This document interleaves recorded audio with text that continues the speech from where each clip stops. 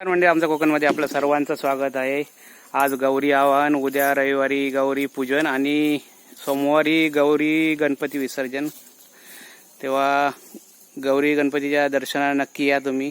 पारंपरिक म्हणजे दरवर्षीप्रमाणे याही गौरी आवाहन आहेत आज आणि गौरी आमच्याजवळ आज येणार आहेत आणि माझी मिसेस म्हणजे अंकिता सावंत या आज गौरी आणणार आहेत आणि त्या कशा पद्धतीने आणल्या जातात, काय केलं जातं हे आज आपल्याला मी नक्की दाखवीन।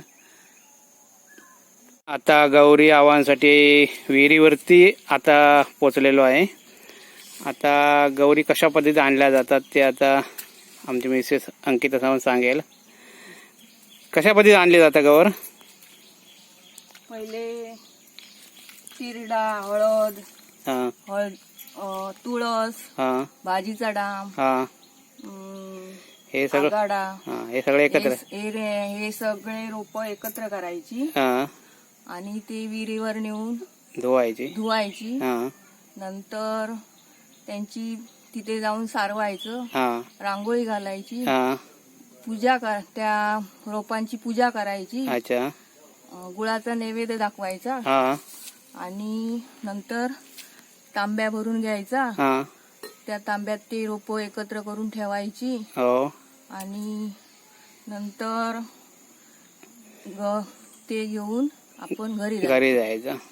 अशा पद्धतीत कोकणात गौरी आवाहन केलं जातं आणि उद्या नंतर ते गौरी आवाहन आज झाल्यानंतर उद्या पूजा केली जाते आणि सोमवार म्हणजे परवा गौरी विसर्जन केलं जातं, सोबत गौरी गणपती विसर्जन केलं जातं।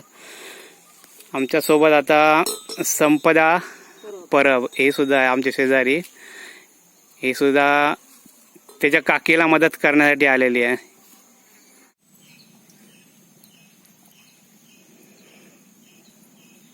अशा पद्धतीने ते पूजा केल्यानंतर तांब्यामध्ये ठेवलं जातं।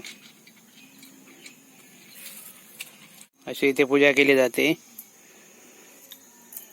आता गौरी घेऊन घरी निघालेली आहे। संप्या घंटी वाजव।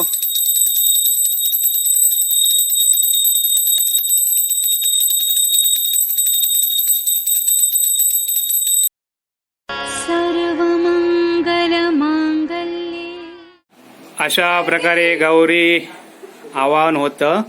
त्यानंतर आता गौरी आवाहन झाल्यानंतर थोड्या टायमानं गौरी पूजन होणार।